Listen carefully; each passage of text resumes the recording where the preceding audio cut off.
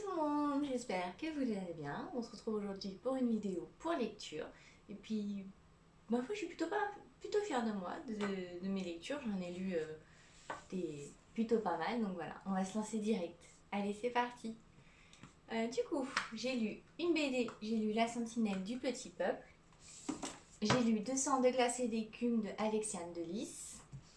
J'ai lu le tome 2 de The Bonne Saison de Samantha Shannon. Et enfin, L'Antidote mortel de Cassandre Lambert. Voilà. Alors, du coup, on va commencer par celui-là, puisque du coup, je l'ai dans mes mains. Du coup, dans celui-ci, on suit l'histoire de trois jeunes. Il y a deux filles et un garçon. Donc, il y a la princesse qui est enfermée dans son palais par son père, parce que il veut pas qu'elle sorte. Cette princesse, du coup, est toute seule. Elle ne voit plus sa mère qui est extrêmement malade. Son père l'a fui comme la peste. Et en fait, elle n'a qu'une idée, en fait, c'est sortir du palais pour vivre juste sa vie. Et c'est une décision qu'elle va prendre quand son père va l'annoncer que du coup, elle va devoir se marier. Et donc, c'est un mariage dont elle n'a pas envie. Donc, elle va pouvoir s'enfuir du palais grâce à l'aide de sa gouvernante. Et lors de sa fuite, en fait, elle va rencontrer une autre jeune fille qui est Eden. Donc, c'est une orpheline qui déteste royalement la famille royale. Du coup, elle lui cache son identité. Parce que du coup, cette jeune fille, Eden, a qu'une seule envie, en fait, c'est se venger de la mort de son père et donc du coup de la mort de sa mère. Parce qu'elle estime qu'en fait, c'est la famille royale qui en est responsable. Donc du coup, grâce à l'aide de Whisper, qu'elle espère pouvoir, on va dire, mettre de son côté et devenir amie avec elle, puisqu'elle pense qu'avec elle, elle pourra rentrer en fait dans le palais. Donc du coup, elles se mettent toutes les deux en chemin de retour au palais pour essayer, on va dire, en fait, Whisper, elle, de retourner pas forcément vers son père, mais du moins essayer en fait de le convaincre que finalement elle peut se débrouiller toute seule, contrairement à ce qu'il avait dit. Et Eden, elle pourra accomplir sa vengeance, donc voilà. Et enfin, sur le chemin, du coup, elles vont rencontrer Jadis. Et Jadis, en fait, détient du coup un antidote qui pourra guérir la mère de Whisper, donc du coup la reine. Et donc du coup, elle va, donc c'est un trio qui va se former. Ils vont aller du coup tous les trois au palais. Et du coup, en fait, on suit leur histoire, leur aventure, et surtout, en fait, au fur et à mesure et au fil des pages, il y a de nombreux secrets qui sont révélés. On suit aussi, en fait, le point de vue des trois protagonistes, en fait, pas à chaque chapitre, hein, mais du coup, on change de point de vue, et du coup, on voit le point de vue des trois, et franchement, c'est un roman que j'ai adoré. On va de surprise en surprise, d'aventure en aventure. Puis alors les secrets quand ils explosent, ils explosent certes petit à petit, mais surtout en fait ils vont tous exploser, mais alors d'un coup. Et la fin est plus que épique, donc j'ai hâte et j'espère qu'il y aura un tome 2 parce que la fin est assez ouverte, donc j'ai hâte de pouvoir retrouver leurs aventures parce que j'ai vraiment adoré. Et pour être honnête, j'avais lu plusieurs revues, il y en a qui n'étaient pas très bonnes, donc du coup j'avais un peu peur et finalement je ne regrette absolument pas de m'être lancée dedans parce qu'il est vraiment juste génial. Franchement, je le recommande. La BD, du coup j'ai lu La Sentinelle du Peuple, c'est le tome 1. J'ai bien aimé, les dessins sont... je sais pas si je vais réussir à vous le faire voir. Les dessins sont assez jolis, c'est très coloré. Et pour être honnête, le début de l'histoire m'a fait penser aux chroniques des Spiderwick. Du coup, parce que on va suivre du coup l'histoire d'une jeune fille qui vient rendre visite à sa grand-mère, sa grand-mère est un peu folle pour le reste du monde, parce que du coup elle parle de fées, de lutins et tout ça. Donc du coup elle est un peu folle pour le reste du monde, sauf pour sa petite fille qui du coup a été bercée par ces histoires et elle en est folle et en raffole encore et encore. Sauf qu'un jour sa grand-mère se blesse. Du coup, elle va lui rendre visite à l'hôpital. Là, sa grand-mère lui confie son secret. Bon, elle y croit pas du coup trop au début. Sauf que du coup, elle va lui expliquer comment voir du coup le petit peuple. Elle va dire bon, pourquoi pas. Elle va essayer et en fait, elle va créer une sorte de pommade et quand elle aura créé cette pommade, elle va se rendre compte que sa grand-mère avait tout juste et donc du coup elle va partir en aventure avec le petit peuple. Donc c'est une BD très légère, extrêmement joyeuse et franchement elle se lit toute seule. Donc je suis vraiment très très contente. Et puis c'est une BD que je vais continuer. Je vais continuer la collection. Donc j'espère qu'il y en aura jusqu'au bout, qu'il y en aura toute l'histoire. Voilà. Ensuite, j'ai lu Descendre d'écume et de glace de Alexiane de Lys. Alors c'est une auteure que je connais parce que j'ai lu de chez elle Les ailes d'émeraude. C'est une série que j'avais adorée. C'est ma petite sœur qui m'avait offert, qui avait commencé à m'offrir et qui du coup en fait c'est elle qui m'a offert toute la collection. Et donc du coup quand j'ai vu qu'elle sortait un nouveau roman, je me suis lancée dedans. Et celui-ci est juste, franchement, il est juste génial. Je l'adore. On plonge en fait en plein dans l'univers des sirènes. Donc on va suivre l'histoire de Perséphone. Donc c'est une jeune fille qui est brutalisée par ses camarades parce que elle ne ressemble pas aux standards de la beauté qui est demandé par son lycée. Elle est persuadée qu'elle est malade, qu'elle va mourir. En fait, quand on commence le roman, elle a 18 ans. Et elle est persuadée que elle va pas passer son été, qu'elle va avoir son bac. Elle comprend pas pourquoi d'ailleurs. Elle s'est acharnée à l'avoir parce qu'elle est persuadée qu'elle va finir par mourir avant la fin de l'été. Enfin bref, elle est franchement pleine d'ironie, de sarcasme. Franchement, elle est juste impressionnante. Franchement, je l'adore. Je suis vraiment archi fan. Donc elle est trop drôle. Et du coup, en fait, son père va lui organiser une escapade en secret parce que du coup, il veut pas que la mère elle sache. Et elle va se retrouver chez sa tante Méduse. Et quand les deux se parlent, c'est vraiment genre. C'est franchement, mais juste génial. C'est un peu. Comment dire, la tante Méduse me fait un peu penser à Chandler. Elle est franchement juste trop drôle. Elle est pleine de sarcasme. Et des fois, franchement, elle est vraiment juste géniale. J'ai vraiment eu un grand coup de cœur pour ce personnage. Pour tante Méduse, elle est juste. Elle peut paraître très. Un peu décalée et autres. Et en même temps, elle est pleine d'émotions. Et c'est quelqu'un qui a été brisée par la vie et franchement elle a une carapace et Perséphone arrive à briser cette carapace et c'est vraiment juste génial. Bon, du coup, on revient à l'histoire.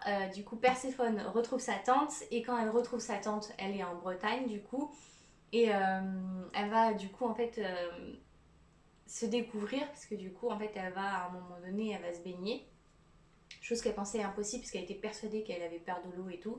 Et donc du coup elle va se baigner et quand elle se baigne elle se rend compte que du coup en fait elle va complètement se métamorphoser, alors totalement, elle devient une vraie bombe en fait, vraiment une vraie sirène, quelqu'un qui est fait pour attirer les hommes, mais alors franchement, juste génial. Et du coup, elle va rencontrer d'autres sirènes, les débuts sont chaotiques, on va le dire, franchement. Les débuts ne se commencent pas du tout très bien, parce que ça commence par un kidnappage, un kidnap. Bref, je suis désolée, je sais pas comment le dire. Elle se fait kidnapper par un autre sirène, un garçon. Et donc du coup, elle va découvrir là tout l'univers des sirènes.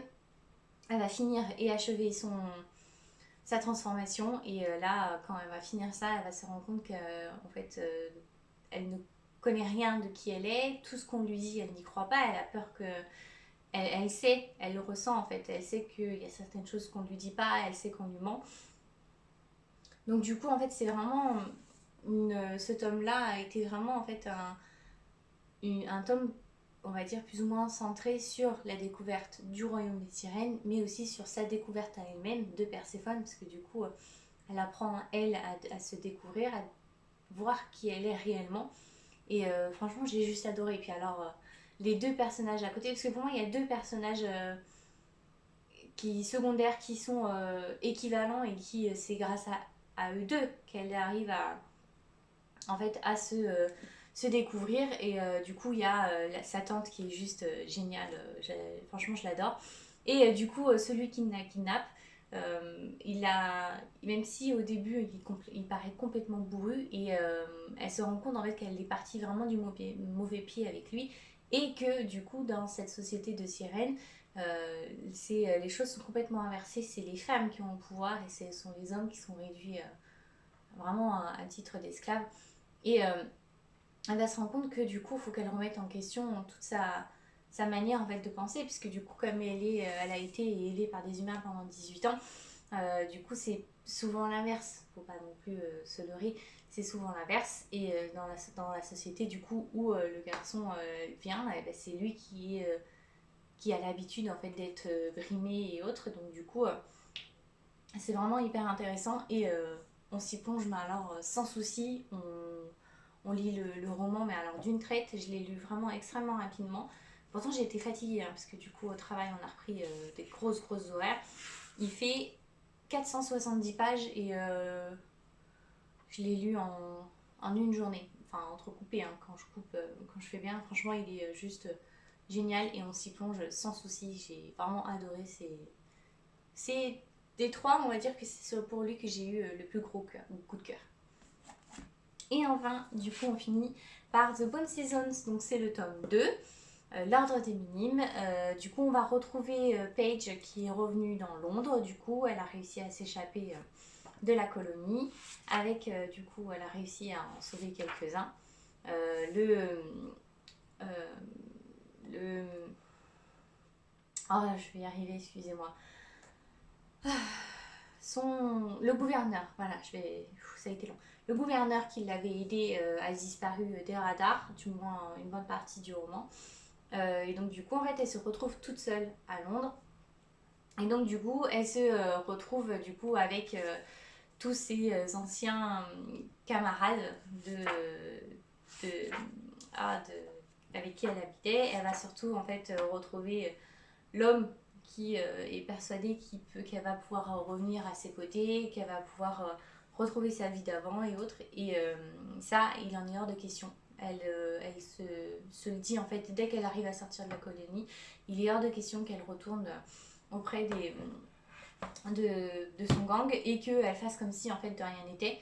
Elle veut absolument prévenir les gens de ce qui se passe. Elle veut absolument en fait faire en sorte que tout le monde soit au courant des Raifim et du coup en fait pouvoir les combattre. Et elle est persuadée en fait que c'est les anormaux qui arriveront à libérer Londres de cette menace. Et donc du coup elle va alors tout faire et elle va se rendre compte en fait que peu de personnes veulent que la vérité se sache en fait. Et elle va être vraiment confrontée à un vrai mur en fait de pierre et c'est là qu'elle va devoir en fait remettre en question toute tout ce qu'elle pensait et elle va en fait devoir jouer un double jeu. C'est vraiment un roman où le double jeu et le secret font partie en fait de l'intégralité du roman parce que du coup on va voir sa reconstruction parce que c'est quelqu'un qui quand même a été extrêmement malmené et détruit à la colonie. Donc on va assister à sa reconstruction, mais en fait sa reconstruction va passer en fait par le double jeu qu'elle va mener par rapport à son chef de gang, que du coup elle va devoir absolument faire en sorte de prévenir, tout en essayant de garder son identité secrète du danger qui menace Londres, et elle va participer en fait à en fait le roi de tous les gangs des anormaux meurt et elle va participer en fait à un concours pour voir un concours, on va dire un jeu où c'est un peu, je sais pas trop comment l'expliquer parce que du coup c'est une arène où tout le monde va se battre et dans cette arène là en fait elle va devoir non seulement faire en sorte de garder sa place et sa vie mais aussi en fait pouvoir réussir en fait à battre son propre chef et c'est là en fait qui est toute la dualité en fait de ce roman parce que c'est vraiment en fait un roman où elle se rend compte qu'elle va devoir se battre en fait contre un homme qui l'a sortie de la misère, qui l'a aidée et nourrie, logée et en même temps qui fait tout pour qu'elle régresse, qu'elle reste au second plan, qu'elle n'utilise pas le maximum de son potentiel parce que c'est un peu comme si... Franchement, moi j'ai eu l'impression dans ce roman-là qu'il avait peur d'elle. Donc voilà, c'est un roman qui est extrêmement intéressant parce que du coup on participe complètement à la mise en place du coup de la rébellion des humains et aussi à la reconstruction de Paige et donc du coup j'ai bien aimé. Alors beaucoup moins que le tome 2, que le tome 1 pardon, mais je vais continuer puisque du coup j'ai bien aimé, je me suis pas lassée donc voilà. C'était un très bon moment que j'ai passé. Et voilà, j'espère que du coup vous avez plu. J'espère que dites-moi surtout en commentaire si vous en avez lu certains. Si c'est le cas, si vous les avez aimés, quel personnage vous avez préféré ou si vous les avez complètement détestés, si vous avez été complètement déçus ou pas du tout.